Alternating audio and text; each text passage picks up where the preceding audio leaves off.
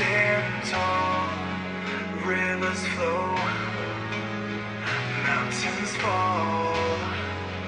Beneath the storms, you find your calm. Unfazed by your will, the endless thrall. Life's abyss, you carve your path. Endless nights and days of wrath. In your corner, fierce aftermath. Strength in you can go on, burning your past. You are enough, conquer the night. Ice and fire, no fear inside. Through the pain, go into the light. Hold your ground, embrace the fight. You are enough. Whispers haunt, doubts cruel fair, but your will beyond compares. Rise above, break despair.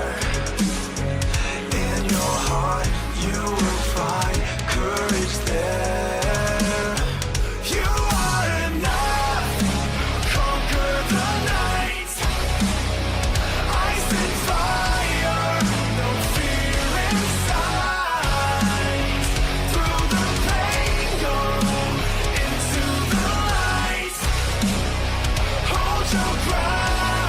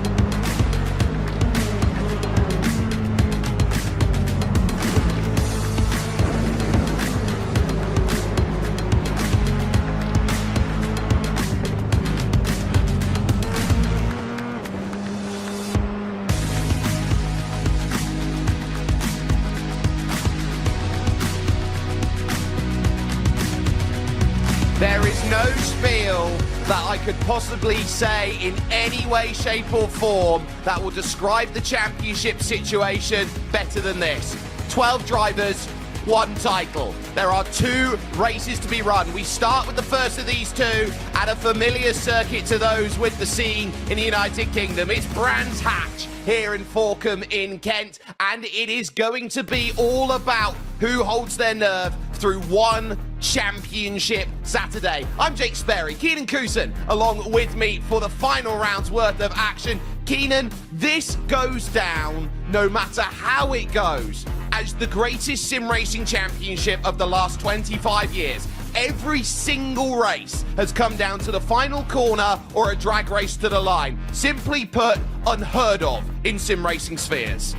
I mean, if you've been keeping up with the series all year, and you should have been, it's been a treat to watch. Again, like you said, almost every race has had a side-by-side, at least some sort of battle for the lead, battle all over the racetrack. The racing's been, I want to say clean, but it's still F4 racing, so there's been some elbows, there's been some bumpers. It's been aggressive but respectful, and we've had nothing but exciting racing to watch all season, and it all comes down to these last 3 races. And Jake, we're in your neck of the woods now, and what a venue to be at other than Brands Hatch Circuit.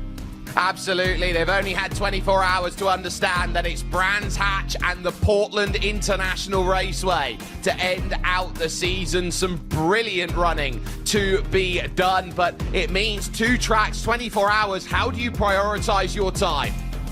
I mean, it's difficult.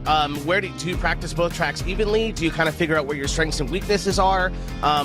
You know, and again, there's something else you want to talk about. We're running for a championship today, so it's not just a single race. Do you focus on consistency? Because all it takes is one slip up. As you said, we have 12 drivers mathematically who can win this thing.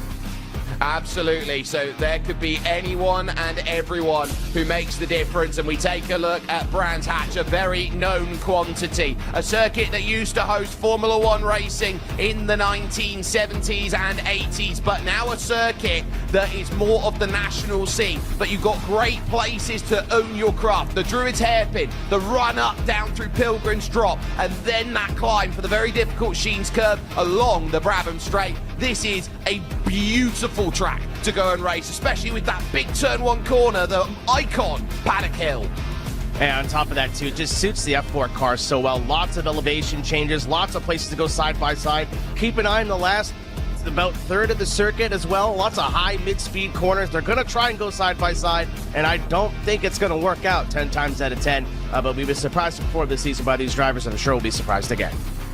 Yeah, and this is what they have to race. So they've got 1 day notice to get themselves the best they can. They've got 15 minutes in the free practices, but then it is a hot shot qualifying. 1 lap, 1 opportunity. If you get it wrong, you're at the back. You're going to have to work your way through 15 minutes worth of racing length with fixed setups for everyone, so they're all on the same playing field. And it's drive through at 17, disqualification at 25. Keenan, look at what they're racing for when we say that the top 12 are fighting for it. 2 drivers who are fighting for the championship aren't going to walk away with anything.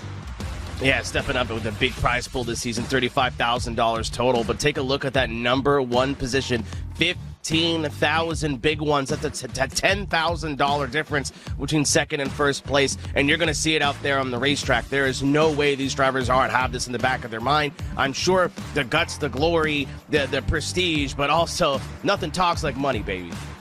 Nothing does indeed, and so we will see how they come into this championship. It is a tie at the top between Aaron Vasquez and Henry Moore. Dana Moore at 7 points back, the dark horse for this championship, but he's got his 2 teammates behind if it should go incorrectly. Alejandro Sanchez and Elvis Rankin, who need to find their way through. Martin Kadlachik is back there at 26 points adrift, and you've then got Alex O'Grady, Shoma Shintani, Luke McHugh, the reigning champ, Miguel Costa, Isaac Phelps, and Pablo Espes, who effectively, Keenan, are your miracle makers. They need the stars to align tonight. Could you imagine a Pablo Espes championship come back all the way from 12th? It could happen. A lot of storylines here in this top 12. Again, I think the top 6 have a lot of the narrative of the season. Again, Henry Moore has either been at the front or got caught up in things. Aaron Vasquez has been very consistent. He's been a constant up front. And then Luke McEwen has really only turned on the jets recently, Jake. So it's been a lot of different storylines throughout the entirety of this top 12. All of them will have a plot to this champion, but only one has the pen in their hands.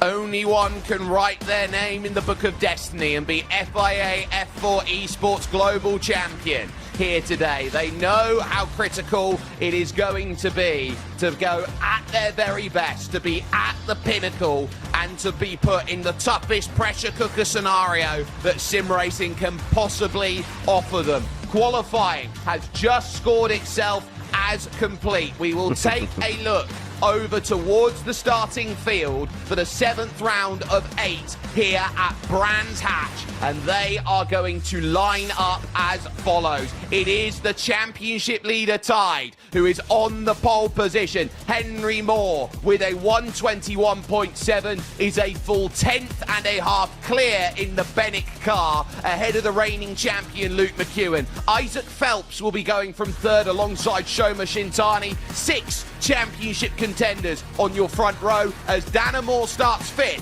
with Elvis ranking 6th. Rounding up the second part of your drivers here, Alejandro Sanchez is going to be running in from that outsider row number 4 with Nicholas Rubillard to his inside. Martin Kadlicek and Benny Roberts round out your top 10, and David Woods and Mehdi Kusha, who had so many chances in their last 2 rounds, fortunately will be starting in 12th position. Victor Miranda goes from 13th with Zach Rattray White in 14th. It then follows with Felipe Cabrera and Pablo Espes. Pablo's going to have to do it from 16th. The top 15 are scoring points. Miguel Costa on the outside as well. He's been mired by penalty points all season with, of course, Gael Valero. Felipe Dantas and Jamie Munoz is going to be having a mountain to climb here from about the 20th position. Augustin Bernier and Flavio Dantas in 22nd position. And this is the big story here. Kazuki Fujita in 23rd, but in 24th, not setting a time in qualifying. That's Aaron Vasquez. Second time it's happened. It happened at Road Atlanta. Alex O'Grady couldn't get a time in on the board. Neither could Ralph Benitez, Yuta Saito, Curtis Webb, Jackson Resenda, and Declan Webb. The final 2 drivers who couldn't, 32 here today, Andre Castro and Geordie Slater. That makes up the 32 here at Brands Hatch, and it is all about battle, and it is all about hold your nerve out there overall. So it is Keenan, the toughest scenario. This is a grade 3 spec circuit, which means the runoff around here is grass and gravel. It's not forgiving at all. I'm sure a lot of us who have driven this track in the sim have all run into the exact same scenario coming through especially the fast corners of Westfield, Dingledale, and Sheens, where you drop one tire off in the grass, it's game over. It's game on right now. The first chapter of today's story will be written, and who will be the top step of the podium? What happens to the championship fight, Jake, as we get ready to go green?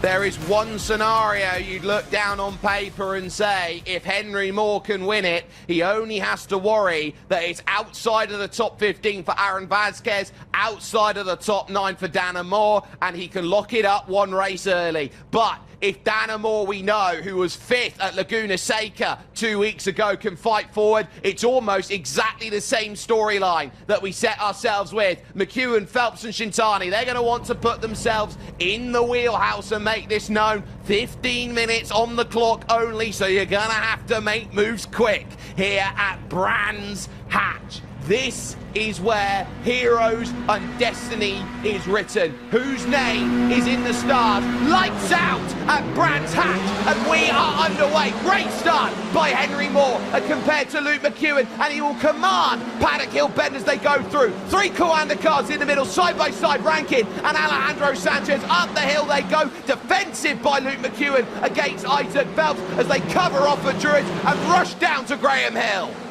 And this is where Henry Moore has been so good all season. He's able just to open a gap early, get himself some breathing room. These races are not that long. You can open up a second or 2. He's got some time to get comfortable as we're still side by side for 7. Yeah, Rubilar then trying to look down the inside of Alejandro Sanchez, having none of it though. Martin Kadlecic trying to get through. Your iRacing holiday sale is on. You can give the gift of sim racing this Christmas with 50% off of new memberships. iRacing.com/holiday sale. But it is Moore who is out there at the front. Most wins this season with 2, and it's been 5 winners through the first 6. Little grab a gravel there through Westfield Bend, down through Dingledale, and up over for the very difficult off-cam machine curve. Again, look at the gap he's already formed, and Luke McEwen has a rear view mirror full of Isaac Phelps. He's got a lot of hungry drivers behind him. Would love to take that second position away. Just saw 2 drivers already in the pit lane. That's Aaron Vasquez and Alex O'Grady. They're already out of this race.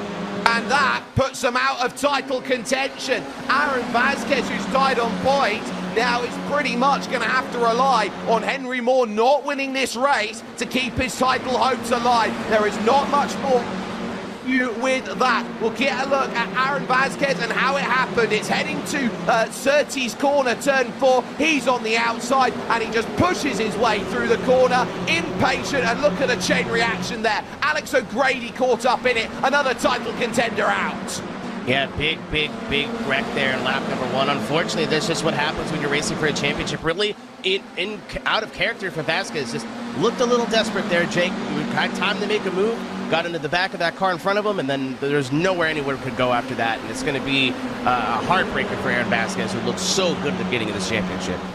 Well, this is the issue. If you have to try and force your own way through in the championship, that's where you're going to start getting stuck. So that tells you all you need to know. Here's Isaac Phelps then, the number 35 car in 3rd position, looking at Luke McEwen here, who's got to try and keep that pace at 8/10, 7/10 of a second. He's got to do everything he can to close up to Henry Moore. They haven't battled like this, or we haven't seen McEwen fight Henry Moore since the season opener at Zandvoort, and it's very much looking like the same script again. Hold in line and hope you find passes.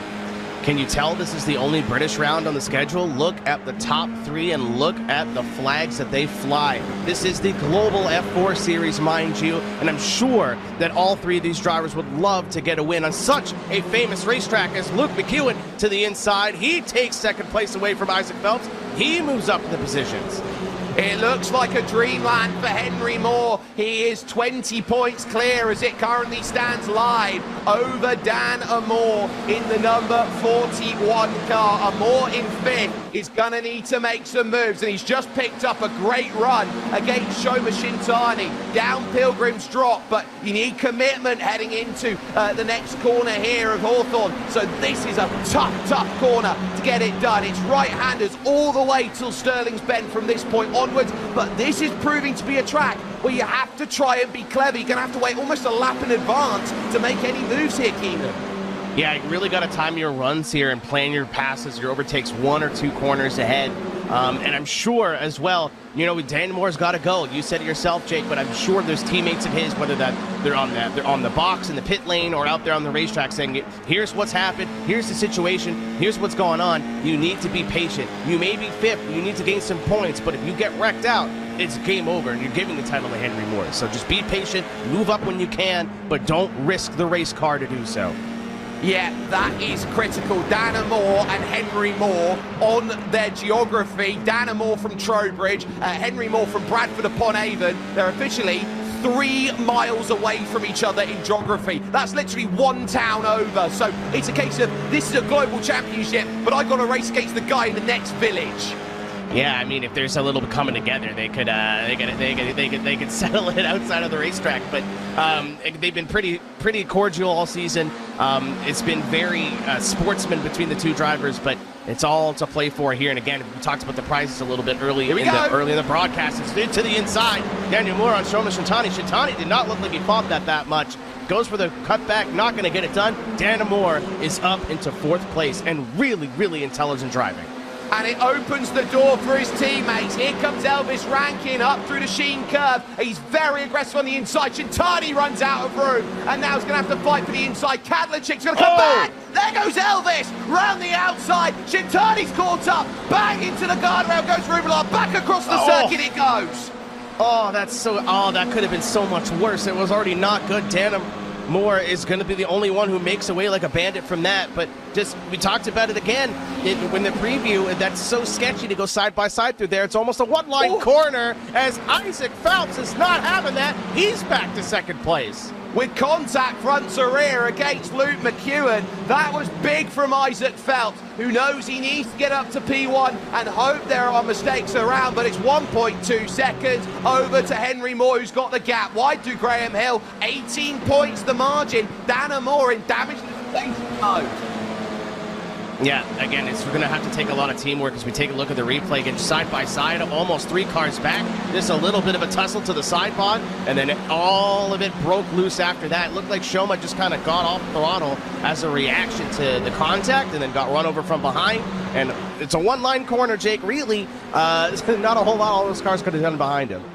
No, definitely not. And now you look at Dana Moore. He's got the gap behind to Alejandro Sanchez at 1.4 seconds. And he might look a bit like Desperate Dan at the moment, but he needs to work his way by these drivers one at a time. It is your top 4, all from the UK at this moment, with Alejandro Sanchez in 5th as the vulnerable deputy to Dana Moore out there. And you've got to remember as well, with these drivers, Dana Moore joined a new team just before the start of this season.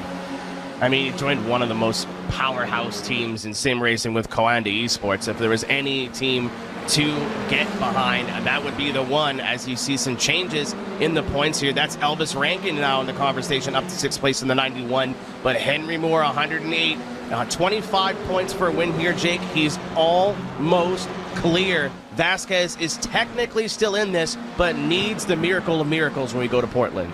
Yeah, but he doesn't have the tie break because it's 3 wins to 1 if it stays like this. So remember that. If Henry Moore doesn't win this, Vasquez is in play. If Henry Moore wins this, Vasquez is out of it. It is a battle of the championship at Wiltshire only. And McEwen trying to line up something back over the halfway stage to try and get back here at Isaac Phelps, but nothing is playing ball at the moment as they head through Westfield and down through the last section of this circuit. Back up the rise again, thinking to the inside. This is a cauldron of racing. This is a tough circuit. Something that separates the top level of a driver from good drivers is how comfortable they are following this close. They're right on the gearbox of Isaac Phelps as Luke McEwen, and you have to be. The mistakes that these guys make don't cost 2-3 tenths. They cost maybe a half, maybe a quarter. As Luke McEwen's now going to have a run, is he going to get it done? You hear a little bit of a lift, which is just going to cause Dana Moore to try to go around the outside. Can he get it done? Holds it wide. They're side by side. They're still there. Luke McEwen holding the inside, going down in the Druids. Can he get it done? Dana Moore on the outside. Need this position. Not quite. What an attempt from Dan, just not quite getting it done. You cannot wait. If you defend, you will be attacked. If you attack, someone will attack you when it doesn't work out. Dana Moore realizing around Brands Hatch, you have to take every opportunity as and when it comes. Didn't pay off, but a great attempt around the outside of Paddock Hill Bend and around the outside then of Druids. It's very tough to go and get a pass. It now means it's 2 seconds gap at the moment. There's your movers, and almost everybody here inside of your points positions are gainers out there today. Drivers like Augustine Bernier in the final points paying position, Gail Valero up 5 looking for points, Mehdi Kusher inside the top 10. Yeah, and you're looking at some at the bottom. Rankin just almost took himself out of it. He's down almost 20 positions, and of course Aaron Vasquez didn't even make it past the first lap. Our championship story, which was so open only a few minutes ago, is starting to close, as now you will not see him, I'm sure, lift the second time, as Luke McEwen's going to have a run on Isaac Phelps as they try to make a move down in the Paddock Hill Bend. If he doesn't, now he knows Dana Moore is right back there like a shark in the water, and he smells blood. He does, and he knows that as it stands, if it were to stay like this, and 80 points is the margin over in Portland, 9th place would get the title done for Henry Moore. But for the moment, he knows as he sits, he's looking around and seeing those drivers behind. It is not a done deal with 5 minutes to go. And the way that Isaac Phelps is defending here against Luke McEwen, they are bringing the cavalry back, led by a general, Alejandro Sanchez. Kadlachik's there, Woods is there, Benjamin Roberts is there. They'll be gunning for a podium, and they're trying to van almost 3 wide. No. It is 3 wide. Down in towards this next section. Dana Moore is pinched to the outside, and now they've got the cavalry back.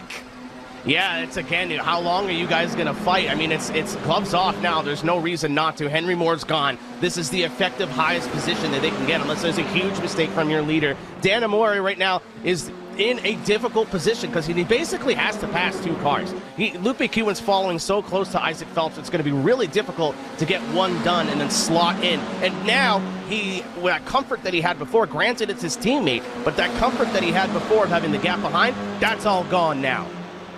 I am looking at the whites of the eyes of Isaac Phelps. He looks scared out there at the moment. It's like he's holding his breath through every corner as he heads to Paddock Hill. Dan Amore's trying to pick a pocket. He goes down the inside of the reigning champion. Now he needs the run of Jurizia. Tried the outside. He's now got the inside for position. Can he unlock it through the corner and push him out of line? Almost, but not quite. He can't confirm it here at Graham Hill. Next 2 corners, the left-handers. Pinch on the inside. Money move from Dan Amore.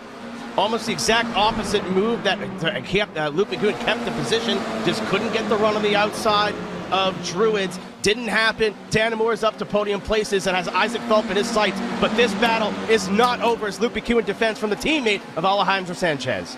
Alejandro would be great to get around, but it's all corners on the outside. Kadlachik was searching as well for a place, so with 3 minutes to go, look at them. A famed defence over at Westfield. They check up in the group now, and McEwen given a couple car lengths to run away with these minutes left in this race. This is tough. This is boiler room pressure right now, as if you were in Purdue. Now here comes the chance as they work themselves through Sterling's and on the run to the Jim Clark curve and to Clearways. Henry Moore's gone. He's 4 seconds down the road. No one's catching him today, but it's all about Dan, who is finding at the clutch. He needs points. Now just 16 back, and he wants a couple more if he gets by Isaac Phelps. Look at the pace of Dan Amore. I was going to say if he can catch him, and then a lap later, he's already to the gearbox of Isaac Phelps. He's been defending for his life to hang on to this P2, but what do? Do you let Dan Amore go and not really fight it and accept the podium, or try to hang on to second, knowing the driver behind you is fighting for a championship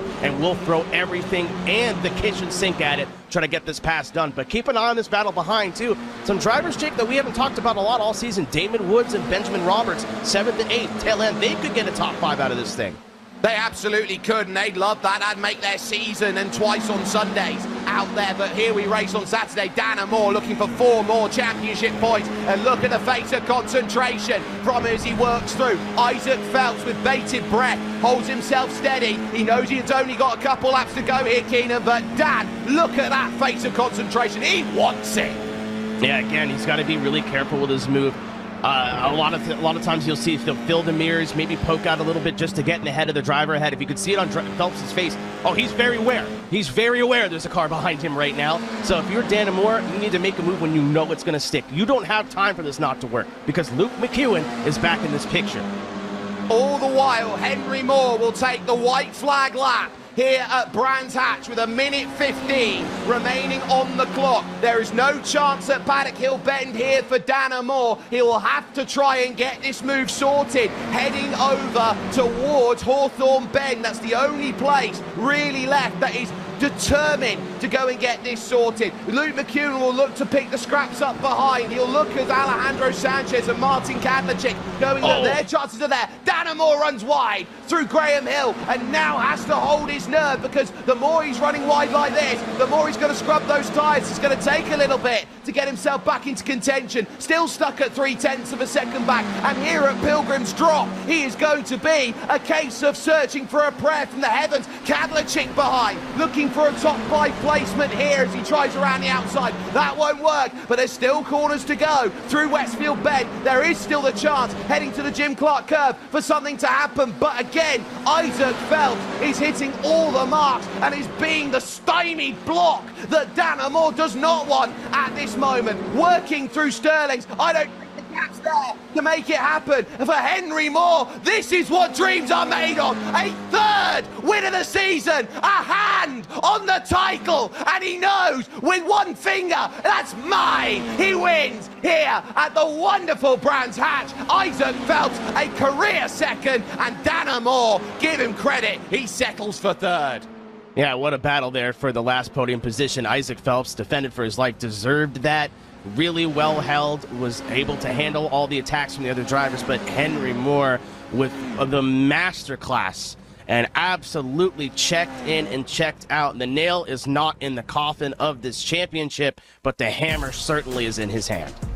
Yeah, it is all advantage Henry Moore on a day in which titles will be decided. He wins by 4 seconds, biggest margin all season over Isaac Phelps, as Dana Moore from 5th would work hard for his 3rd place. Luke McEwen makes it 4 Brits in your top 4. Alejandro Sanchez will be 5th and his title hopes will fade, as Martin Kadlachik's do as well in 6th, with Damon Woods, Benny Roberts, Victor Miranda, and then Zach Rattray White making 3 from Australasia in your top 10.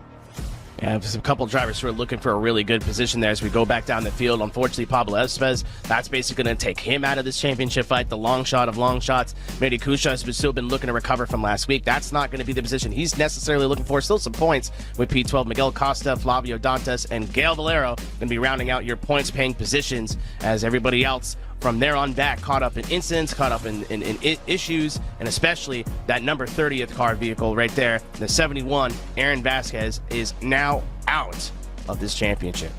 There is not much you can say. He was hoping it was going to be Vamos Vasquez. It's not. Alex O'Grady's championship also fades into obscurity as well, with a non-finish in the points. And so now you start getting a sense. This is where it looks. It is, simply put, a championship that is global, that descends on a patch of land just 3 miles wide in Wiltshire. Henry Moore versus Dana Moore. One of them will walk out of Portland as champion.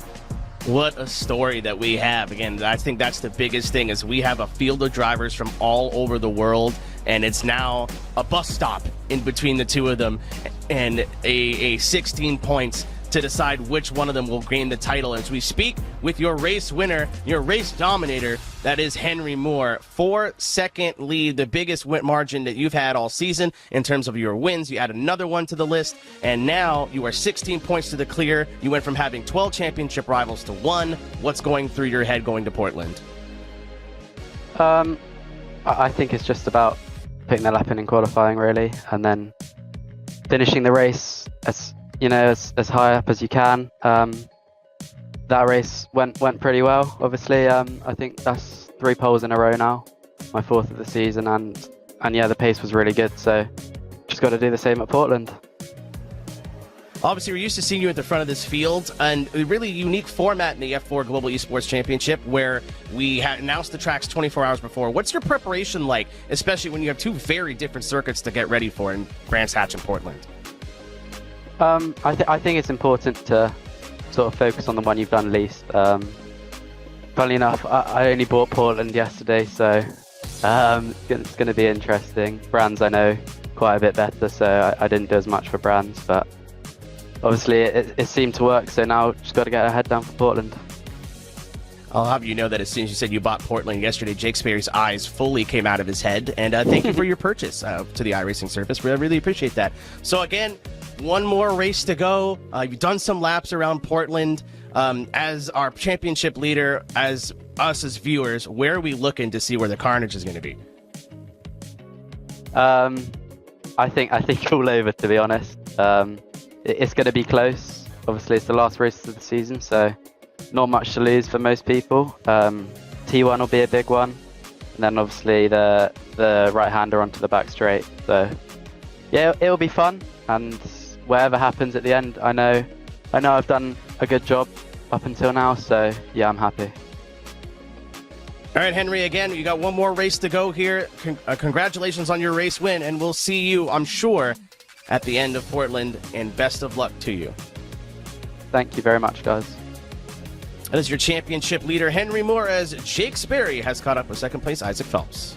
Isaac, we had a good look at your camera over the course of the majority of that race, and we could see the whites of your eyes on how seriously you were concentrating through that. You had Luke McEwen, the reigning champion, behind you. You had Dana Moore on an absolute tear, and you're able to stave them off. How important was that for you on a season that has been closes, but not quite getting what's needed? Yeah, it's not been like the greatest season. I'd say I've learned a lot. My first pro series in iRacing, and then yeah, that race I found good pace at Brands. I know Brands well from also real life, and then yeah, I'd found confidence in my lap, and P3 was really good. Obviously lacking a little bit of time to Henry, but P3, and then I was just able to make a good move on loop to get P2 and then defend. It's like quite easy to defend on here because it's so tight. So yeah, I think it was a good race. Just talk us through your real-world experiences then, what it means to drive here at Brands Hatch, and so how that applies to your sim knowledge as you're trying to get the best out of this F4.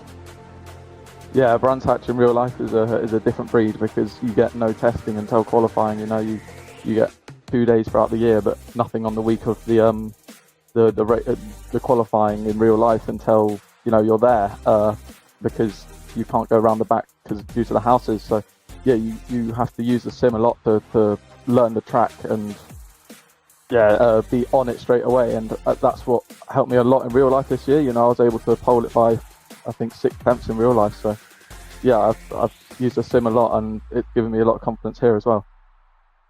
And speaking of that confidence, Grid and Go as a team have had many numbers up there at the top. What makes Grid and Go the place for you? Because every time we see you in special events, there's 5 cars, there's 6 cars, there's 7 cars out there. It's a truly massive team. So what makes Grid and Go the best place for you as a driver? Yeah, for me, it's just about the sheer amount of dedication that everyone has in the team. But since I've joined at the start of the series, so just being able to share with everyone, and there's so many drivers that are just really good in the team, so having all those drivers makes it just propel up, and then it's just so much dedication within the team, and the data packs as well. It's a massive brand in sim racing now.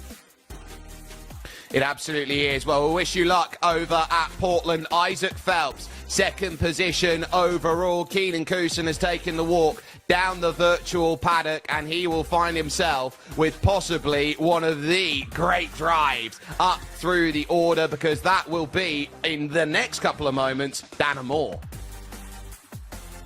I've caught up with Dan. It seems like he's just getting ready for this, getting loaded into the second session. Dan, at the beginning of this season, did you think you'd be in contention for a title fight? And on top of that, did you think your title chances would be between you and Henry, who's just a couple minutes up the road? No, let me be honest here. Absolutely not. At the start of this season, obviously, I had a strong qualifying in terms of qualifying for the series, and that all went quite well. Coming into the series itself, I really wasn't expecting it to go quite as well as it has. I think I've performed really well through the season, and there's been ups and downs, and overall it's been really, really good.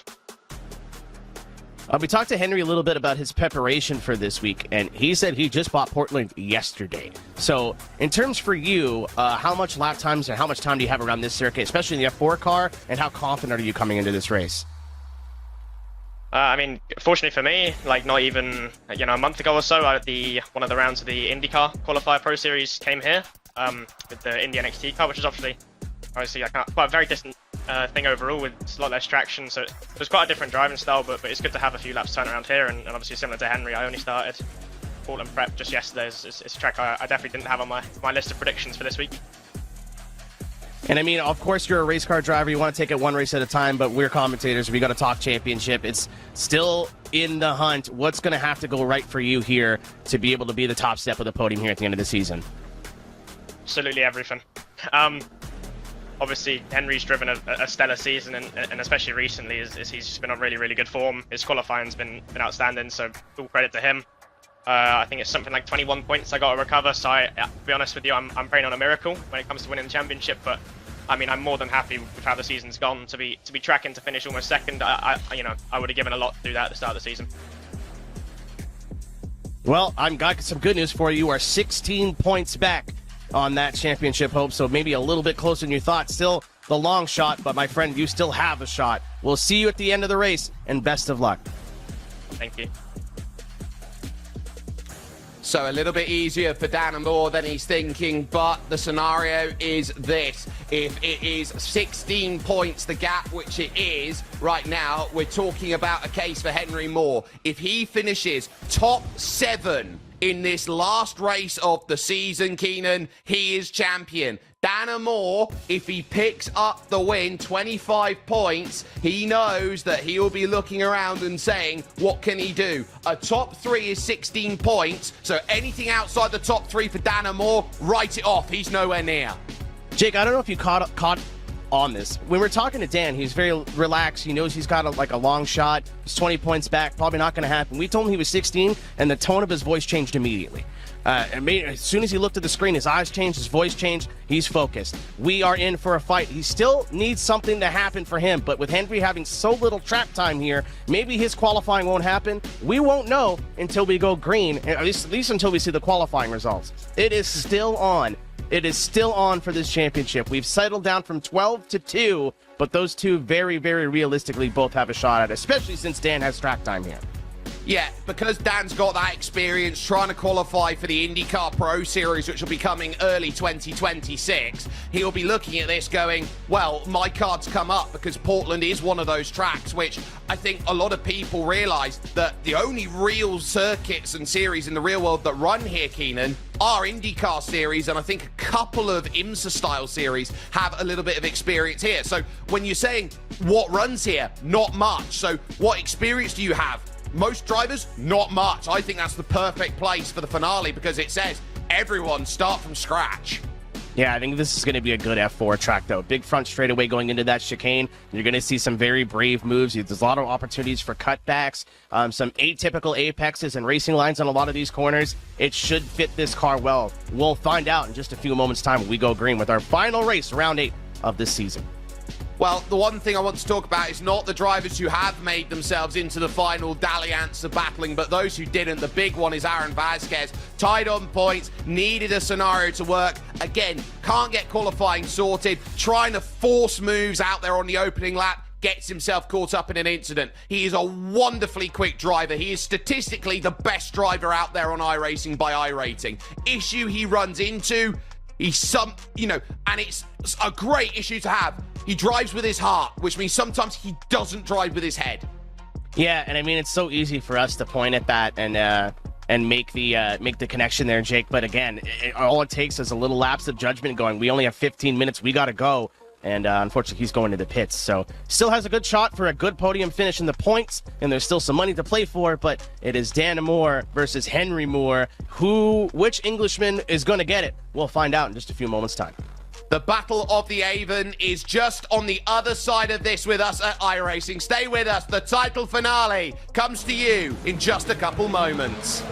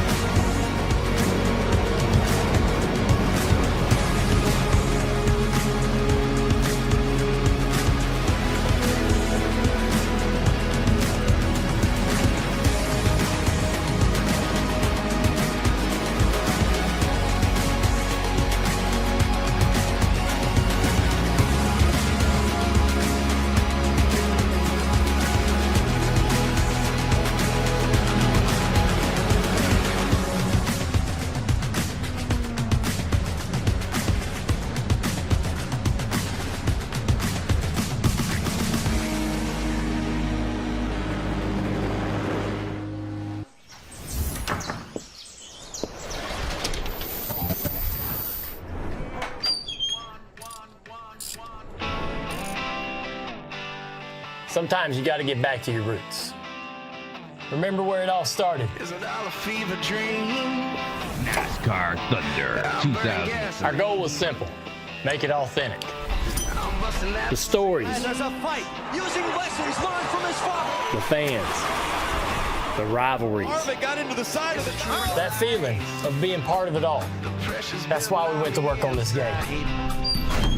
We've heard you. It's been a long time since we've had a game that captures what the sport is all about. Well, time is now. This one's built for the fan, for anybody who wants to experience what it's really like. All right, let's go. From the sound to the speed the venue. The Daytona International Speedway. Back at Darlington Raceway. All there's left to do is fire it up.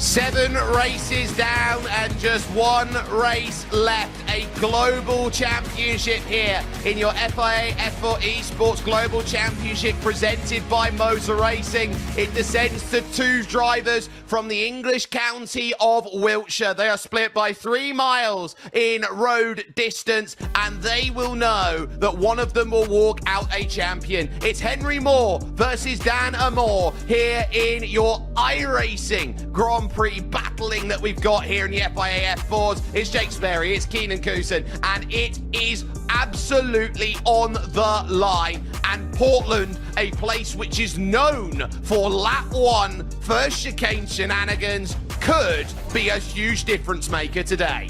And the difference being $15,000 in the bank account of whoever is able to take the top step of this championship podium. Of course, Henry Moore has one hand on that trophy, but his grip is not firm. It is 16 points, the gap between first and second. Jake, it's so interesting to see we went from 12 title contenders to 2 as we enter our final race of the season here at the Portland International Raceway. Absolutely. Let's take a look at our schedule and see exactly how they've had to go and get here through Sunville and Road Atlanta to start the season back in October. Suzuka and the Red Bull Ring, which produced 2 instant classics of racing. Then Laguna Seca and the 2,000th of a second at Fuji, which produced over 210,000 views on Instagram. And then Brands Hatch, where Henry Moore now has the tiebreaker at 16 points ahead, which means it's top 2 for Dan Amore. Nothing else will get the job done. And Portland, what a circuit, because this is a boring, it's a small track, but it is a very quick one. Yeah, look at the track map. You're not going to think this track's all that interesting. Got a big front straightaway right in the heart of Portland, Oregon. Beautiful facility as well. But as you said in the end of the first race, not a whole lot actually races here. I believe the NASCAR Xfinity Series or the O'Reilly Series used to come here or still comes here. And just a couple of corners, but there's a lot of elevation change, a lot of rhythm in that second section. Of you have that big back straightaway heading into the circus, which is a one-line set of corners and very, very fast, especially in the car with wings like this, the F4 car. You're going to see some sends. You're going to see some too wide moments that may not work out. And of course, all to play for here is we still have some positions to be dealt with, some prize money to be given away, and of course, the all-important bragging rights.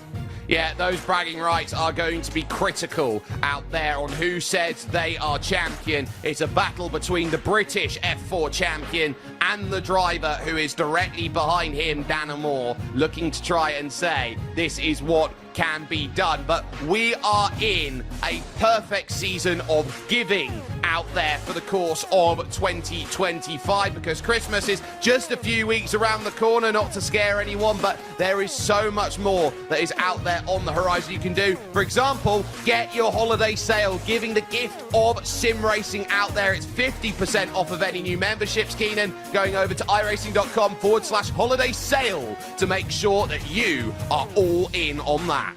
You know what's crazy, Jake? Somebody could get a iRacing subscription right now and participate in this series next year. And not just this series, but all the stuff that iRacing has to offer. Oval racing, dirt oval racing, and of course our road racing offerings and some off-road trucks as well. There's not just stuff on the racetrack. There's so much to do in the iRacing service. But again, you could have your future champion watching this race right now, seeing this promo code, and end up in our field next year. Absolutely, you could. It is anybody's opportunity to jump in and race, and it is going a lot further than just iRacing as the game itself. It is about what everything else has gone along with the likes of iRacing Studios, because you got NASCAR 25 and a look at Talladega Superspeedway, now available on Steam, on PS5 and Xbox Series X and S. You can head over to NASCAR25.com to learn more. This is how everybody looks around, and if they want to be the next William Byron, if they want to be, the next driver up there, the next Kevin Harvick, they've got to go in and learn, what do I need to do? Well, they'll probably learn I like racing from a game like this. I mean, if you are like me and have a little bit of back pain and remember the heyday of NASCAR console games in the early 2000s, this is really a return to form. It is so nice to see a platform, a title with NASCAR branding on it, able to capture the hearts of the fans once again. It's been really well received along with the fan base, and it's only getting better. Now's the time. Again, as you said, available on PS5, Xbox Series X and S, and of course on Steam. So no more excuses, PC players. You can jump in on the fun as well. You absolutely can, and as well as that, for those who want a little bit of a less serious run through, I have to say the amount of work that has gone in onto iRacing Arcade is stellar and stunning out there. You can try out the free iRacing Arcade demo now. It will release in early 2026 for PC people on Steam, but this is a truly magical style of experience. I mean, you shrink it down into racing. It looks simple on paper. The amount of detail to make you go super quick on this is staggering.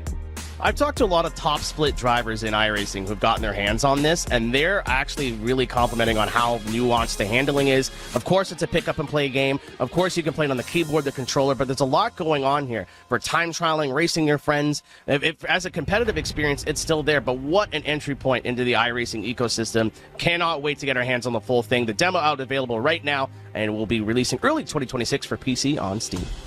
Let's talk title walking into today. 16 points for Henry Moore after his win at Brands Hatch, with Dan Moore there behind. It means Dan must finish in the top two to keep his title hopes alive, because Henry Moore has 3 race wins to Dan Moore's 1 this season. Henry knows that if he can finish it inside the top 9, he is looking pretty good. Top 7 guarantees him the championship, so he's in a fantastic place.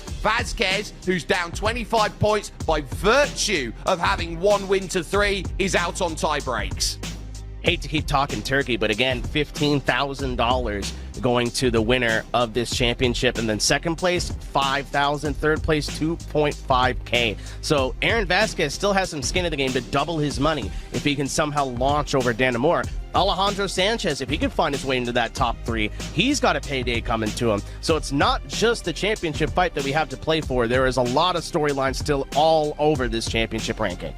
Yeah, Shoma Shintani and Miguel Costa on the outside looking in terms of getting themselves a financial boon from this. Tied on points, the 2 Williams Academy drivers who find themselves there. And we talk about it, 15K up there at the top if you win, 5,000 for second, 2.5 for third. But that increment comes down to just $450 for 10th place. And I'm not shaking away at $450 any day of the week. I'd love $450 for finishing 10th. That's a heck of a trip to the grocery store. That's a good That's a good night out on the town too. But look at the difference between 10th and 5th and 10th and 7th. Again, you are still looking at that as a racer. I mean, I want to improve on that. I want to earn a little bit more. And again, it's really important too. Bragging rights is what's better to sound. I finished 5th. I finished 6th. I finished 7th. As we take a look at our format for this final race of the season. Absolutely. Tracks revealed a day prior to race. They've had 1 day to understand that it's Portland that they're racing as this last track. They've got 15 minutes of free practice. They've just gone through it. Lone qualifying, 8 minutes to set, 1 lap only to say, I am that good. I can find the pace that is necessary. You look around, it's only 15 minutes. It's quick, these races. They're all on the same setup. And a drive-through at 17, disqualification at 25. The rules of the game are there and set. It's now just about who stands up and makes themselves counted at the end of the season.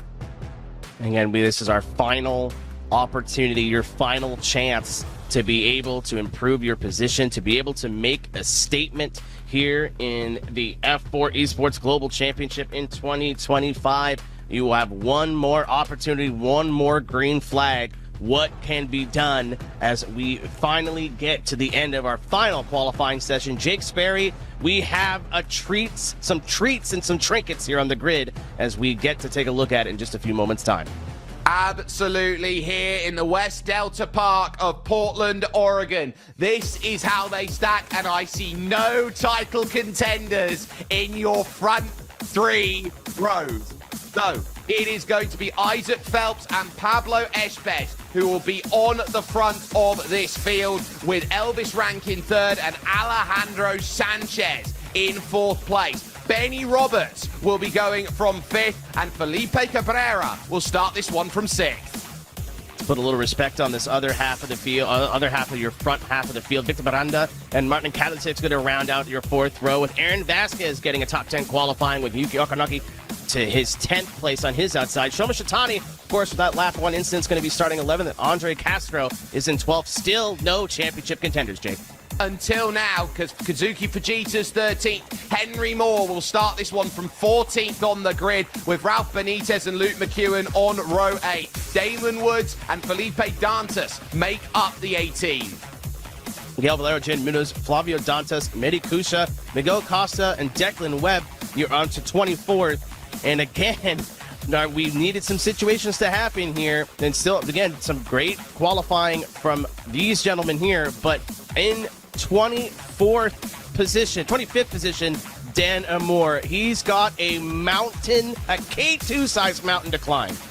Well, he was only 4/10 off in qualifying, but 4/10 here in this series is 24 places. So that is the level of everyone in this field. Geordie Slater alongside in 26th, with Augustine Bernier and Jackson Rosenda. Zach Rattray-White and Curtis Webb, the last drivers to set times, with Nicholas Rubilar, Alex O'Grady and Yuta Saito on the back of this field. The impossible task will need to be realised now for Dan Amour if he wants to find this championship. Henry Moore in the middle of this field. I would say, Keenan, worst place to be out there going into a race at Portland. You qualified in the middle. Yeah, I was about to say, of course, not that bad of qualifying, still in the points on paper. But he is in the blender. He is in the worst place for incidents, for casualties. If we're going to see a wing fly off, a wheel fly off, he's right at the epicenter of this. And the opposite of that is Dan Amour's in 25th. If he sees a wreck in front of him, there's absolutely no reason at all for him to try to full throttle through it. Just put his hands behind his head and go, all right, boys, you guys do your thing. It's all kind of out of his hands. But either way, Henry Moore's not that far up the road, only 11 positions up. It's 11 places to reach him. You've then got to pass him and get into the top 2. That's a tall order, and then you're going to have to hope that Henry's not scoring points today in this race. We take a look at this long run of the start of this field. They know that they've got all of this and more to try and navigate their way through. It is a brilliant drive, this front stretch on what used to be public road. But now, as the lights go out for the final time this season, they know a title is on the card. Some very hefty defences all the way over to the pit wall as they now work into the first chicane here. Clearance through for the front four, but it tightens up like anything else. Couple cars are going to go scattering straight on. Jaden Munoz was one of them who had to abandon the first chicane, but everybody else generally has got through okay at the start of this race into turn 4. Yeah, absolute blender there. I'm sure we'll get a replay of that. We knew it was coming. That is such a hot spot, but your championship contenders have made it through only just as Isaac Phelps, what a rocket of a start, clears the field going into turn 1. Now he's going to try to set sail and pull away from the rest of his competitors.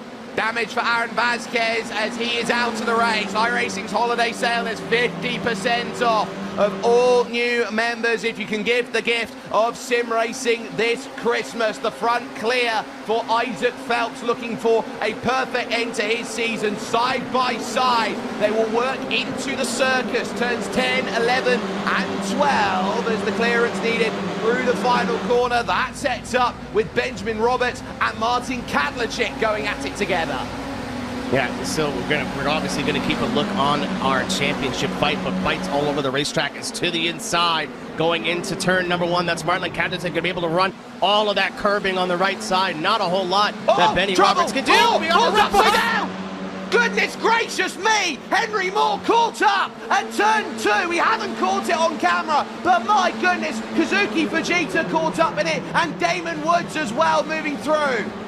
I think he's hurt. I think he's got left front damage. There's a little bit of bent to that wing of Henry Moore, but this could be your championship, ladies and gentlemen. Henry back in 28th position, and Dan Moore still has a mountain to climb, but he's on the points.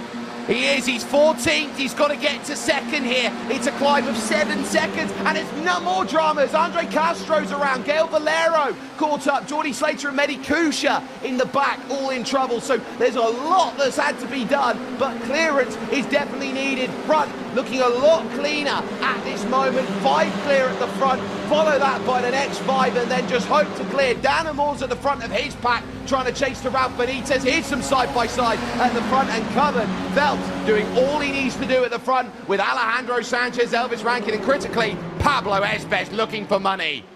Well, we called it early on. It was not going to be something that he would do himself. He would just get caught up in the incident. As we get a second look at it, that's Henry Moore in the blue and orange machine just taking a look to the inside.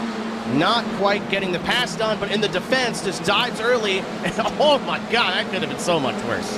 It could have. Kazuki Fujita kept the throttle pinned, and he'll get dinged for that by the stewards post-race. But that is critical for Henry Moore, who now finds himself outside of the points on 108. It's 13 points, his margin lead. And remember, he's got the tiebreaker on that man who just went through there, Dan Moore. Henry is mired back down in 23rd position with no hope of scoring. Yeah, I think that's game over for Henry Moore in terms of what he can do. The race is now, and the championship is out of his hands. He's got at least that wing damage that we can see on screen, but that right rear tire hit pretty hard as well. So I'm sure that car is not 100% anymore. And look whose is. Dan Moore in the number 41 machine. He is trying to close the gap to Ralph Benitez, Luke McEwen, Yuki Okonogi. If he could just move up a few positions, he's in this battle. But these races are so short, Jake, and we're already so spread out. But at the same time, I don't think we're done wrecking. So what a save from Dan Moore. You can tell he's trying.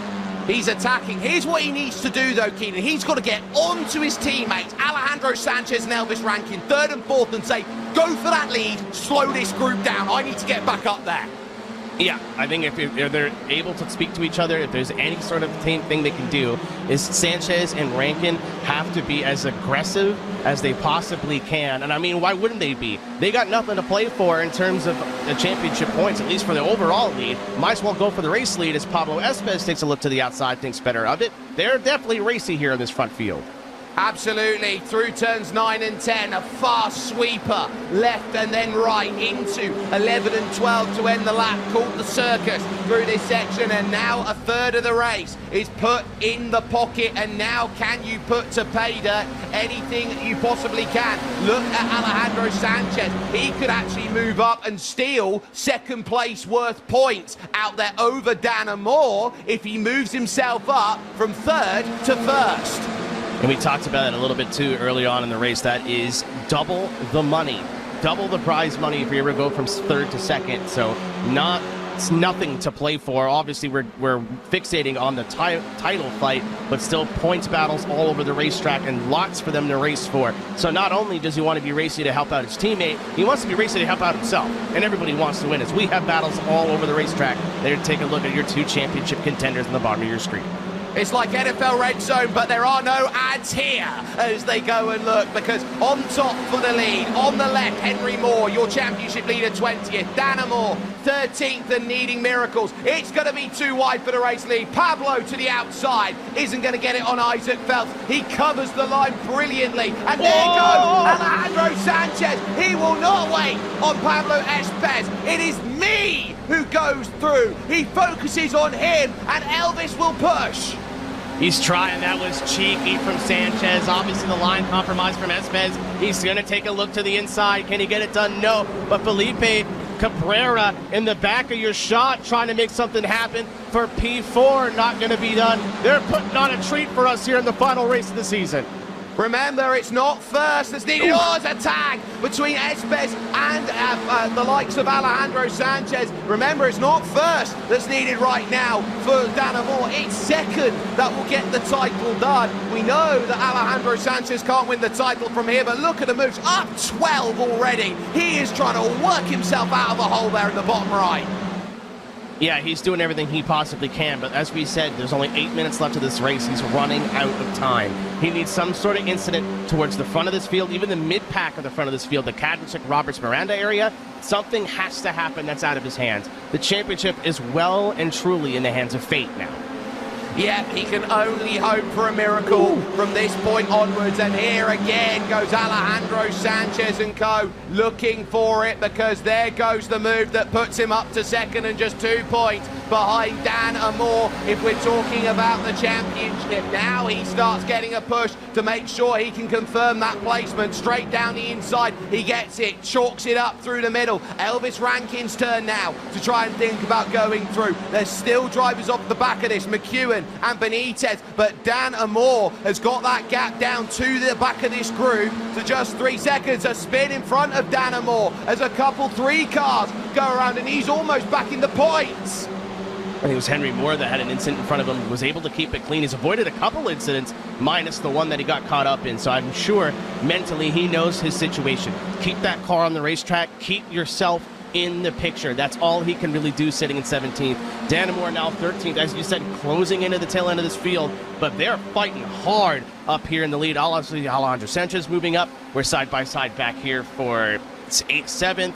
But Espez just a little bit of a slide going into the last corner. Open the door on the going up the front straightaway, and you don't have to invite Alejandro Sanchez in twice as Elvis Rankin looking to follow him through. Isaac Phelps, 1.3 seconds clear at the front of this field with 6 minutes and 40 seconds remaining in the championship. He knows he's going to score big here on this run, and he knows as well that every place matters. A lunge down the inside back there in the group. It looks like Yukio Kanogi watching on with this one right now. Benjamin Roberts losing out to Victor Miranda for position. So Miranda jumps up and the group starting to break apart again. Dan Amor agonizingly close to the back of Ralph Benitez, but not enough to get close enough to make any move count at this point in time. But these drivers, knowing that there are points in this championship to get themselves placement, Elvis, also the likes of Alejandro Sanchez will be getting big money payouts from this championship.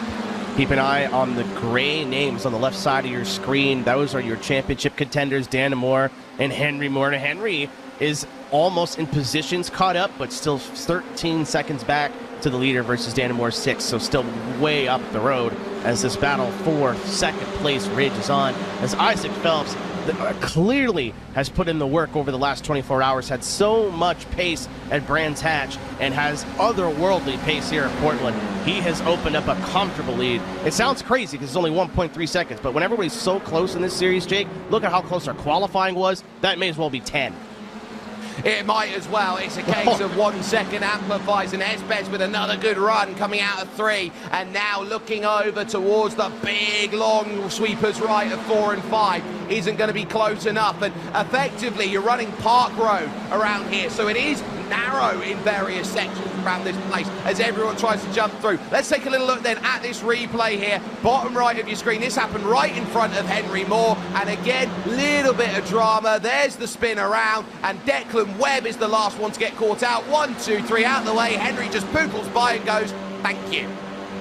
Super sketchy into turn number 1 because you have the right-hand curbing, which is almost flat, and then the left-hand curbing, which is basically a mountain in these F4 cars. So if you hit a little bit too much of that curb, best case scenario, the car is moving out wide. Worst case scenario, you're completely out of control. So when you're side by side and trying to hold it on the inside of turn 2, that is the risk you run for running that curb, as Henry Moore losing another, again, still knocking on the door of the points, but he is still in contention as Dan Moore to the inside of Felipe Dantas. This matters. This needs to happen for him. And he gets the spot done, the number 4 machine of Felipe, and not really putting up much of a fight there. Spinner in front. There's going to be another one that goes, and it is crash. Felipe Cabrera and Benjamin Roberts, by the looks of it, who have been caught up. So both of them drop down. Henry Moore is now going to move himself into the point. So Dana Moore realizes now there is hope out there because they are finding contact. Yeah, it seems like we're having a lot of trouble passing. Big dive down now into turn number 7 for Elvis Rankin. Pablo Espes has done such a good job defending. He's made one mistake all race, which costed him P2. He's not looking like he wants to make another one to cost him P3, but here's the situation now. Martin Kadlicek, who's had so much pace, especially in the early on points of this championship, is on the door, on the back bumper of Elvis Rankin. So Roberts into the corner, check up in front, 1, 2, 3. That's how quickly you can find yourself in trouble. Hefty hit into the barriers there. No give for Benny Roberts, and so that finds him in trouble. Serpentines along the front stretch here as they work themselves along. 3 minutes left in this championship, and Moore still needing miracles from this group in second place, from this group behind, and trying to find himself now in the midst of a battling group. He's got to get by Miranda, Benitez, Okanogi, McEwen, and Shintani, but this is a giant's tale to try and make this happen from this point on. Yeah, outside of this group battle for second, the fighting has not been that hard ahead of our 2 championship contenders. Obviously, Dan Moore has now put his destiny in his own hands. He sees 4 places ahead of him, but only about 2 laps to get it done. So with Henry Moore now in the points bank positions, if there is another incident, if there are some cars that drop back, he's going to benefit as well. The window is closing for your Coanda Esports driver. There's a look at Dana Moore. You can see he's still the face of concentration as he goes to the inside of Victor Miranda, heading in towards the circus. At 9, he gets the move done. Come on, another one he's got there as he sees the damaged front wing of the car in front. For whatever happens in this championship, Keenan, this has been a brave drive by Dana Moore. Yeah, he saw that what needed to happen happened, and basically just said game on and put his head down. A lot of respect to his competitors out there as well. I think they know that him and Henry are running for a championship. They're not defending super hard. They're not giving the positions away, but once they poke the nose out, they're letting them go, especially with that damage. Really, really love to see the sportsmanship on that, as this battle for P2 is not over, as Pablo Espes is in the center of a Coanda sandwich here, as Elvis Rankin to his rear and Alejandro Sanchez to his front. I think it's a Williams Sim Racing sandwich with Coanda bread in my view, and so now he'll be certainly looking around and saying, look, now's the time, I've got to try and make this happen. They're running out of time, Keenan, to make things happen, and they know these podium places, last chances. Yeah, I think we wait for one more lap. You're obviously going to see Sanchez go defensive. He has to. But there's no point making the move right now when you have this long front straightaway and how good these cars love to slipstream, love to get in the toe. You'll see it right now. Great exit from Pablo Espes, which is ironic because this is where he dropped his second place position. Sanchez right to the inside, Jake, as we head towards the second to a white flag lap now. This is the last place that times he could do it. Espes to the outside. Can he get it done? Keeping a look on that inside curbing there, side by side. No, Sanchez holds it up. He still has the inside going into turn number 3. Yeah, the next 2 corners are right, so it's favouring Alejandro Sanchez. Isaac Phelps is clear and clear comfortably at the moment, but here comes Elvis looking for the inside. He's got the line, but not the clearance now. The long left-hander slides from Pablo. Brilliant stuff between them. Kadlecic tries to bring himself in for it. There's no dramas for Isaac Phelps at the moment. You just know it's got to be about who can manage what late on. 12 points the gap at the top. A brave attempt from Dan Amor today. They've still got the circus to go along Victory Boulevard. They all hunt, they all search, they all crave, but there will be no changes here as they head into turn numbers 10, 11 and 12.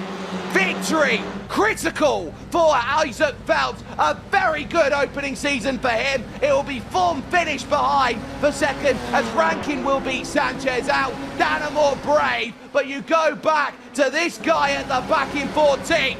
Oh, Henry! What a title! He is FIA F4 Esports Global Champion. The one race he had bad luck on was this one. Every other race he's done in this 8-race championship, he's either been at the front in a commanding lead or in the mix, and it has paid off. Henry Moore, you are our 2025 FIA F4 Esports Global Champion.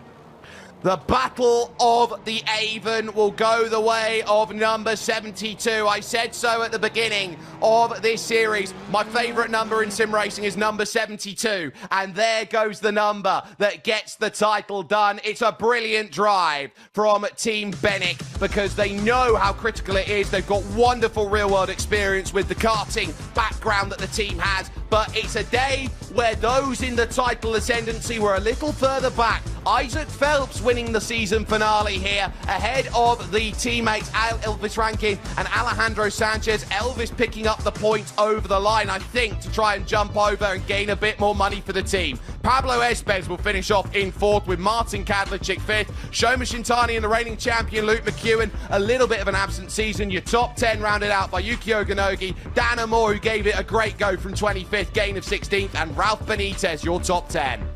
I love to see those 2 championship contenders buying fenders there after the checkered flag. So still some sportsmanship here, and not a whole lot he could have done. Still a heck of a recovery considering that car was backwards at one point in this race. As we take a look at the rest of your field, obviously a lot of people running into trouble. 23rd on back. All these were the minor issues. Benny Roberts had such a good race in race number 7 and just couldn't get it done here. He got caught up in some dramas, tons of dramas, and then 32nd place, Aaron Vasquez rounds out your field. What a story here this Saturday afternoon as we have a brand new champion. And Henry Moore is currently burning it down on the main straight as Dan Amor watches on then at the scene. It's absolutely poetic at the moment between them, but your Motor Racing FIA F4 Esports Championship has been brilliant. Your winner is Isaac Phelps. He stood by with Keenan Kusin. Isaac, P2 in the first race, P1 in the second race. You were in a class of your own up there. Tell us what it was like out front.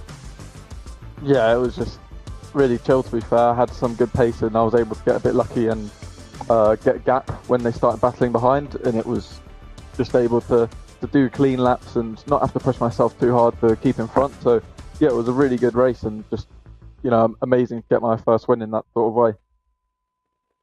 Obviously you have some experience at Brands Hatch. We talked about it a little bit when we interviewed you at the end of that race. What did you have to do in the last 24 hours to have that kind of pace here at Portland? Yeah, I didn't have the track until Friday, so I had to learn the track. I'd seen a couple things on, like, you know, Indy Next qualifiers going here, so that helped a bit to know the layout instantly. But yeah, it was it clicked quite fast for me. It was not the hardest track in the world. It's not super technical, but you just need to get together a really good lap. And in quali, I just put together a perfect lap. But to be honest, it didn't take a lot of hours because I found that doing less hours has actually worked a lot better for me, as I did way too much last round. So that, yeah, I cut down my hours and I've obviously had an amazing day today. I mean, what a way to end the season with top step of the podium. Not up there for the championship fight, but talk us through your season. How are you feeling now that the book is closed for you? Yeah, I'm happy with how it's finished. You know, it's great to end on a high. I had one of the worst weekends in sim racing of my life, like the last 2 weekends ago, and then to bounce back and have a P2 and a P1, it's just the best thing ever to finish my first campaign in a pro series. So yeah, I'm looking forward to next year, and I feel like I'll have the confidence to fight for that championship next year. You know, it's not a 1 year thing to jump into a pro series and be fighting for a championship. Making a statement, remember the name. That's Isaac Phelps, P1. Congratulations, and best of luck in your future endeavors. We'll see you next year. Thank you. So, what a moment that this has proved, and here's a look at car number 72, your champion Henry Moore for Team Bennick Sim Racing there, absolutely burning it down, and there through the smoke, the 41 of Dana Moore, who can only watch on knowing he was Keenan that close to the title. It has to be so, the feeling of helplessness of knowing that you have no control over your own destiny, as you now have control of the conversation of your 2025 champion, Henry Moore. Jake Sperry's caught up with him. Henry, how does it feel? You have got many trophies there in the background of your shot right now, but is this the best win you've ever had? Oh yeah, by far. I can't believe it, to be honest. Going into the qualifying series on the regional tour, I didn't think this would happen at the end of it. I just can't believe it. And to have Dan there in second, obviously really good friends, and literally 5 minutes down the road, it's unbelievable. I can't put it into words, to be honest. Well, talk us through what this season has meant. You started off the championship with a win at Zandvoort. You got yourself a little lost in round 3, round 4, and found that way to get back to that level, rounds 5 and 6. So talk us through the journey of this season, what Team Bennick has done to help you get to that level and to go from being British champion to global champion. Honestly, it's been a bit of a roller coaster, this championship for me. The prep that everyone's done is obviously unbelievable, and the competition is outrageously high. Everyone at Bennick has been unbelievable. All our partners. It's quite literally a dream come true, really. As you said, round 1 at Zandvoort was a perfect way to start. Yeah, from there it was a little tough, but I just stuck with it. I knew the pace was really good, and I just had to sort of just deliver it in qualifying, and that's what I did. So yeah, I just can't believe it, to be honest.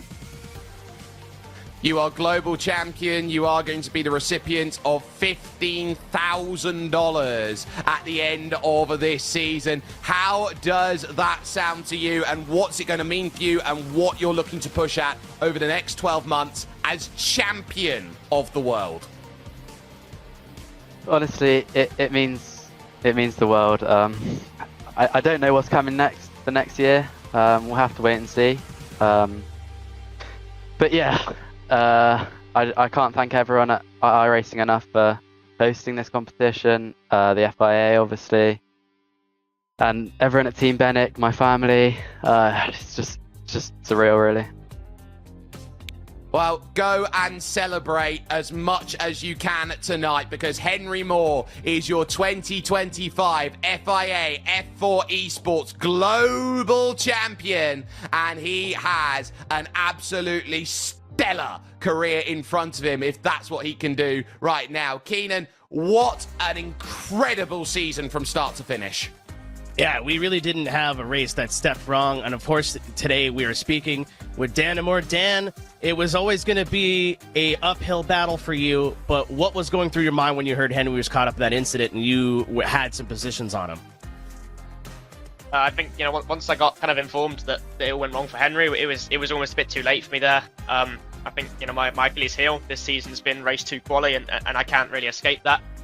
obviously it's a shame, obviously through testing with Elvis and Alejandro being a similar pace to them, so probably, you know, coulda, woulda, shoulda and all of that with quali, and maybe should have put myself further forward, but you know, mistakes happen when there's pressure like this on the line, and it was a shame to have myself, you know, too far down the grid to do anything about it. You were still racing there pretty hard. You were in a drag race to the line for on the last lap.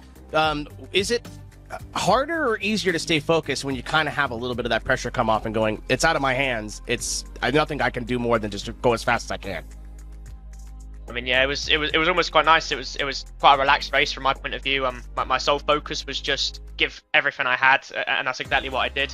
Obviously, I was banking on maybe something going wrong for Henry, and hoping and praying there'd just be a few more crashes that could somehow promote me to P2, but didn't quite get the luck there. So I mean, we take up 16 in a race like that, so I'm happy.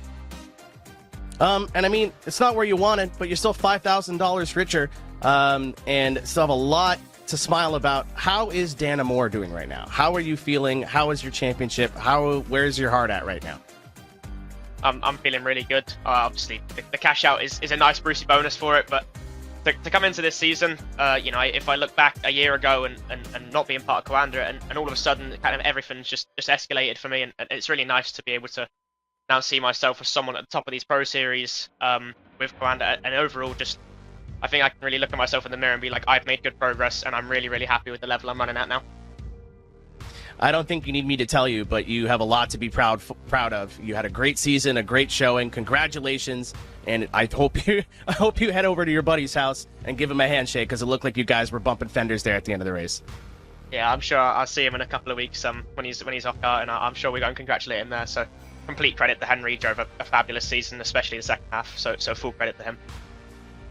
And thank you, Dan, and we'll see you next year.